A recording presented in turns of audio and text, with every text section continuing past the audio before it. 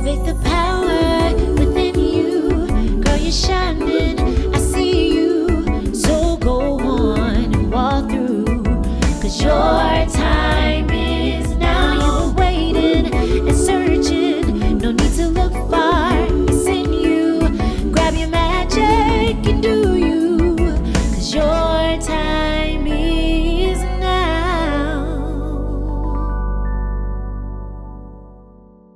Hey y'all, it's your girl Bree, and I am so excited because you're tuning in into another episode of Breaking Barriers with Bree. Listen, we've been on a roll, and can you believe that this is episode 4? Episode 4. And I am so excited because I have my girl, my Gemini sister. Look, she doesn't know this, but I look up to her so much, and she is killing the game. My girl, Elise Moore. I want to welcome her to the show. Y'all show some love. Hey, family! I am so excited to be on here. So yes, I'm super excited too, y'all. Like, if you don't know who this is, you gonna know by the end of this show. Oh my gosh! Oh Jesus Christ! Let's be very clear. Elise is a trendsetter. She's a creator. I mean, like, and there's so many hats that you wear. So we got to get into this, okay? You got to come on. And I'm so excited because I named this show after your song, New Ways. And we're going to talk about... gosh. Okay. Yes, we're going to talk about that a little bit later. But I want people to know who you are. And we're going to start off with this question. What is the first word that comes to mind when you think of Elise Moore? Ooh, okay. So the first thing that comes to mind is authentic. Yes. Authenticity. When my middle name is Elise. So... when I made that transition of like, okay, I prefer to be referred to that, I was in a whole season where I was like, authenticity is what I'm deciding to live in right now. So that's the first thing. Oh, see, you already coming out the box. Because authenticity, like, that is the thing. First of all, it's so hard and rare to find authentic people. And so the fact that you make this transition of, no, I'm about to live in my authenticity. That's a new way right there. No, but seriously, like, I get so tired, especially you already know in ministry, we run into people all day long that are one way in front of the people, and then behind closed doors, it's a whole different person you're dealing with. And I was like, no, I'm getting tired of it. Yes, I love it. Okay, so I want to ask you this. You are a musician, you're a singer, you're an artist. So when was the first time you fell in love with music? Bree, that's such a hard question because I think I've always been in love with music, but I will say I think I realized that I had a gift when I was like 5. So I grew up, my mom's side of the family is really musical. Mm-hmm. And of course, growing up, we wasn't allowed to listen to R&B. So my inspiration as a kid was CeCe Winans. Yes. And so I would like try to mimic her and her tone. And I think that her coupled with my family really introduced my love for music and allowed me to see, okay, I think I can put my foot in the music door just a little bit. So I would definitely credit those two people or those two entities. There we go. Yes. I mean, your mother is a legend in her own right. And then CeCe Winans, like, and can I just say, I love your mama. Like, okay. So first of all, I'm gonna tell her as soon as we get off of this. I'm for real. I call her Queen Mother because she is a queen. Like, she's so elegant and classy. And I just love how she covers your family. Like, it's everything. I love this. I had to put a plug in. Shout out to Mama, Queen Mother. Okay, so we're moving on. In life, we go through an evolving process, and you kind of hinted to it when you said you changed and start going by your middle name. So can you share with us a pivotal moment that began your evolution? Okay, so that's a really good question. In 2018, we'll start here. In 2018, I moved to Detroit to take care of my ailing grandfather. He was dying with, he had congestive heart failure, and he was transitioning pretty quickly. So I moved up there to kind of to be one of his caretakers. And when he passed is really when it hit me that life is way too short to try to be living for other people. Woo. And I think people like us who are in our type of lifestyle, we become victim so often of living for other people and living for other people's approval, living for other people's just living for other people. And I don't even think we necessarily think we're doing it. We're not even always aware of it, but it's kind of something that just becomes so ingrained within us. And so I think that experience for me really just kind of opened my eyes. And so it was at the top of 2019 that I decided, I was like, okay, everything is changing. I'm about to rebrand myself. Whether you like it or not, here I am. And it was funny because while there was a lot of support, there were people that did not like it. And I don't think we ever fully prepare for the people that do not like it, that do not like for us to live in our truth and our authenticity and living for ourselves. And so that was like 7-8 months of just transition for me.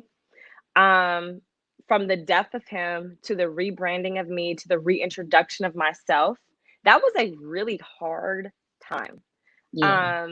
But I would say that was the beginning process of, of my evolution. And you know what? I'm still in my evolution. It's so funny because when I look at myself from just a few months ago, I'm like, wow, this is a completely different person. But I would say that was the beginning process for me, that I was like, okay, I need something has to give here. Something has to change. Wow. And just like, I mean, can we just like pause there for a second? You moving to Detroit, Listen. that in itself is huge. What a selfless act. Like, I'm going up there to take care of my grandfather, to spend those precious moments, with him. But yet you're serving, you're making sure that he's taken care of. And while you're taking care of him, there's this process being birthed inside of you. But you know what, Brie? When I was taking care of him, I think I was able to, I've always been really close to my grandparents. But in his last several months, I was able to see this man lived a fulfilled life. Everything that was in him, he got out. And I had to look at myself and say, am I actually following in those same footsteps?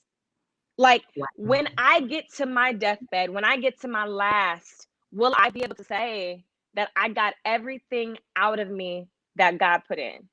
And I was able to honestly look at him and say, this man lived a balanced, healthy life full of purpose. And it's so funny because people in his generation in ministry, we don't really get to see that balance part very often, because I feel like now in this generation, we're starting to talk more about balance and boundaries. But I looked at this man, he had an organization, he had a church, he had a family, but he also lived on a ranch with horses, gardens, and he had a life that he was able to turn to when he wanted to turn that off. Wow. And so he had the best of both worlds. And that's why he was able to live so long, because he didn't allow one part of his life to kill him. And so I literally looked at that like, I am a quarter of this man's age, and I don't even have the principles that he's living by. And so that right there, that's what, looking at that man on his deathbed and seeing that he was able to die satisfied was my wake-up call. Wow. That's so deep. My wake-up call. Let me tell you something. You helping somebody already. You helping somebody. If you're not helping nobody, you're helping me. I mean, just the model of your grandfather's life. And you like, you know what?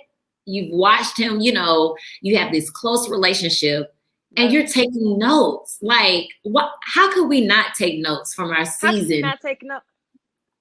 How can and you there's not so many times, Bree, that we look at people older than us and we say, well, this is what I'm gonna do different. And it's very rare that we have opportunities to look at and say, I want to do this actually the same. And I had that opportunity because that has not always been the case with seasoned people. It's like, okay, I'm gonna take this, I'm gonna spit these bones out. Yeah. No. God blessed me with a really good example of how to live my life. Wow. That I love it. I love it. Look, okay. Because we're gonna have to post the cash out because somebody needs to. Woo, child. I'm just processing. Okay. So let's transition into your song that you released last year. You released your song New Ways. It was on your birthday, correct?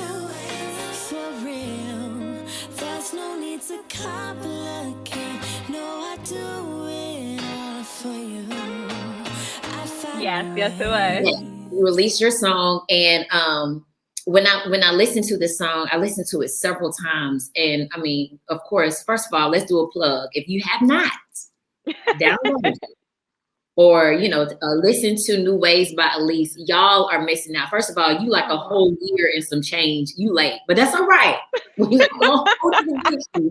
I need you to like. Some change. What are y'all doing? What are we doing? So I need y'all to go listen to this song and listen to the message, listen to the vibe, because the song is a whole vibe, but there's a message behind it. And when I was listening to it, my interpretation, this is what I got from the song, that you have found new ways to love God, to be in this relationship with God, because you know, the way we started out in a relationship with God, it shouldn't be the same way, you know, today. Talk about it, right? That's just like with any other relationship. You know, if you with your friends, your boo, whoever you kicking it with, the relationship shouldn't be the same. There should be new ways, right? So what are some new ways you have learned to love yourself? Ooh, that's good. That's a really good question. You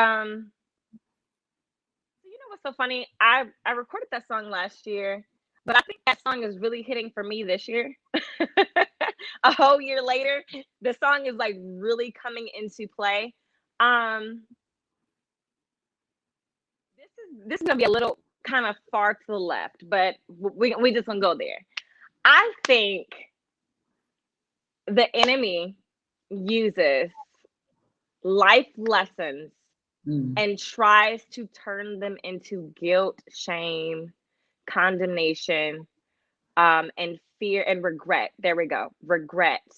And instead of looking at the life lesson that God allowed us to go through, we regret and we never learn to fully move on or take the things from that moment that we were supposed to, because the enemy distracts us with regret and we don't see the beauty of the lesson. And so I think in this, I would say maybe the past like 7 months, 6 months, 7 months, maybe, I've been kind of doing like an inventory check. And I've been going back at all of the things that kind of just built up to be regret after regret after regret after regret. And instead of holding on to those things, I started looking at those life lessons the way that God intended for me to. And I see the beauty of it.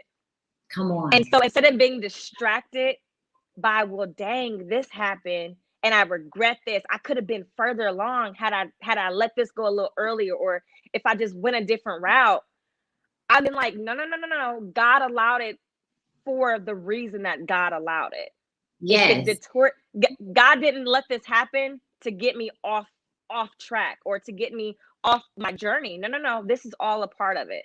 And so letting go and releasing little things like that has allowed me to love myself and accept myself in new ways. Come on.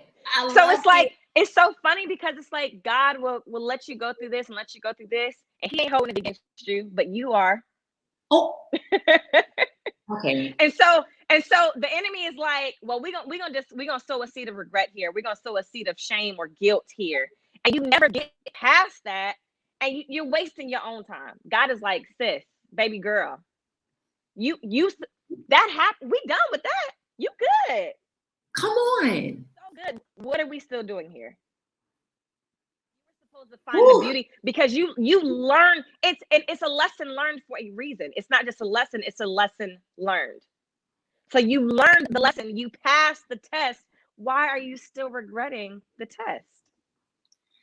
You know what? It's the wisdom for me.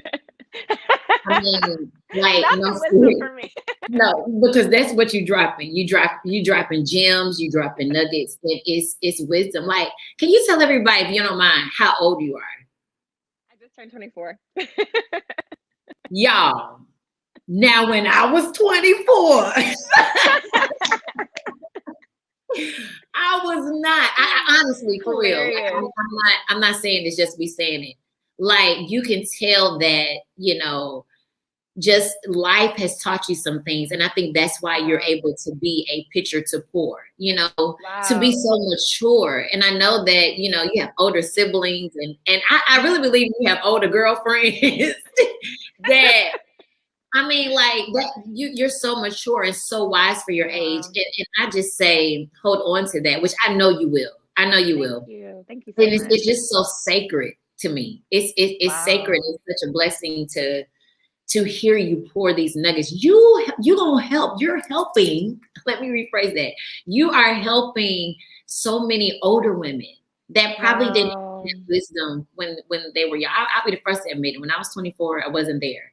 But the way that you just broke that down of, you know, having this new way of living and loving yourself, that's gonna set somebody free today, because there's somebody that's watching today, Elise, that doesn't know how to love themselves. They're always thinking of others, but they forget about themselves. So listen, I know, and it's a process. It's a whole process. You don't wake up tomorrow and you just have perfected the way to love yourself. Nah, it's a process. That's why I keep saying 6 to 7 months. It's been a journey. Like, we're still getting there, but God is good. Yes. I'm with you. Okay. So we're almost done. It's so good. It's so good, but we're almost done. Okay.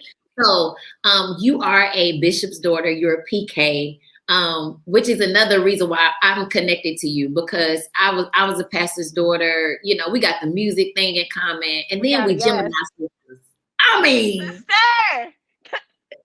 come on. So, you know, you grew up as a PK, grew up in ministry 24/7. You're still heavily in ministry. So being a part of a family that is heavy in ministry, here he comes. How did you break out of the box of people's expectations and live for Elise? And you've kind of been hinting through that all through this conversation, but that thing, people's expectations, that is a demon, because I'm sick of it. It is a demon, and I am sick of it. But you know what? I don't even say that from a bitter place anymore, because people can't help but to have expectations. People can't help but to think in boxes. You know what I mean? So I can't even be mad at you for putting me in a box, because that's how you think, and you don't know any way outside of it. So just because that is something that you do does not mean it's something I have to live in. And that is something I have been rehearsing to myself over and over and over and over for several years now. Because you put me in the box does not mean I got to put myself in it and close to the top on. I don't have to do that. I refuse to do it, because if I do, I'm not going to be happy. You will, but I won't. Mm-hmm. You're going to get what you need. Actually, you won't get what you need, because the only way I can be who God created me to be is to be outside of this box that you tried. So in order for me to help, heal, deliver, save you, I got to live in my truth, and that's outside the box. So not only am I doing this for me, I'm doing this for you. If you want the blessings and the fruit of my life, you're going to have to stop putting me in your boxes. Because if your box was big enough, you would have saved and healed and delivered yourself. But you didn't. I love it. Period, But sis. you didn't. Period, sis. Period. And that's on Mary Had a Little Lamb. That's on Mary Had a Little Lamb. Joseph got with Mary. That Jesus got on. I don't even know. It's on all of it. Okay. It's on all of it. So let me live my best life outside of your box and outside of your expectation. It is definitely difficult because I think we sometimes other people's expectations can sometimes become our expectations because we keep hearing it over and over and over and over and over again. And so my headphone fell out. And so we have to detach from what we hear and what we see all the time because it's so I'm the only girl, I'm the youngest with two brothers who are very dominant alpha. People that know my oldest brother understands the work and how big, how massive that is. Shout out to you, Mark. People that know George understands how big, how massive what he does is. Who knows my parents already understand. And sometimes growing up, I have been guilty of saying to myself, well, dang, if they're doing this, am I really in alignment?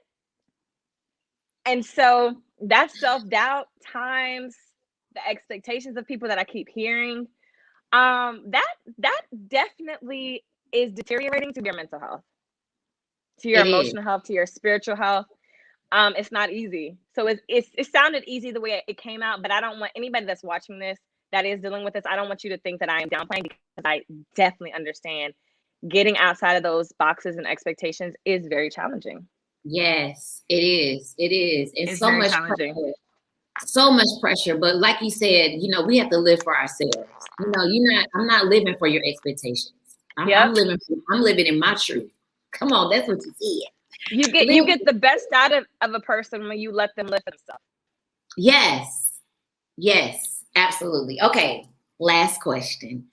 What are some resources that you can share with us in teaching us how we can live, find a new way in living our best life? Therapy. That's the first thing that came to mind, and that's what I'm gonna settle on. Therapy and establishing boundaries. Oh, because it's a word. Because it's a word. What? They're boundaries. Let me tell you something. Listen, baby girl. I love it. No, real thing. It is a real thing. Seriously, like therapy and boundaries is neck and neck, and that's where I learned how to set boundaries.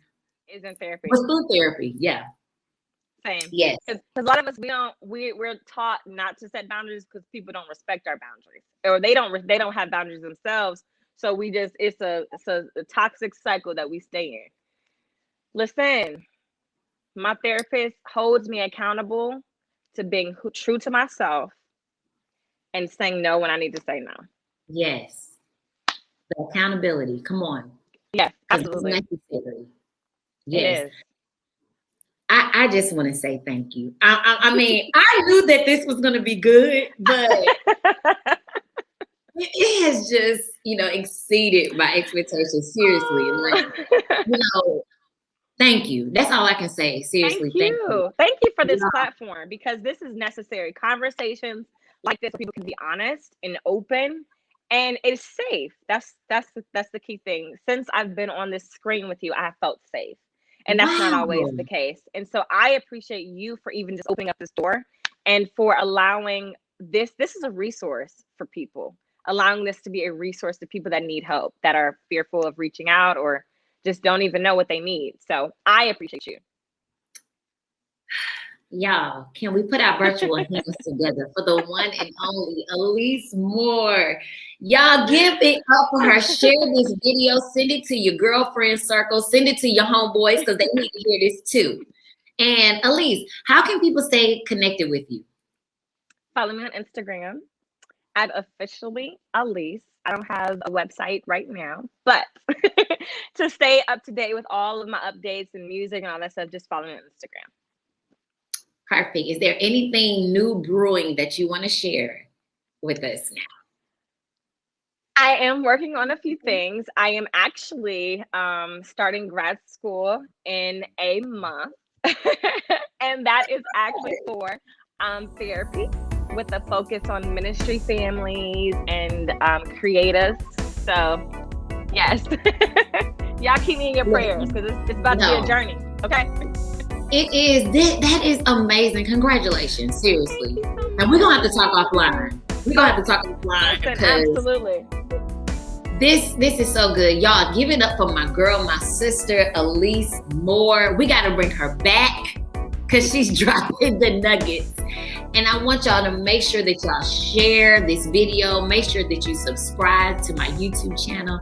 Listen, and you can follow me at Brianna Sullivan Sharpe on Instagram, Facebook. I want to keep in touch with you and let me know how you all are enjoying the show.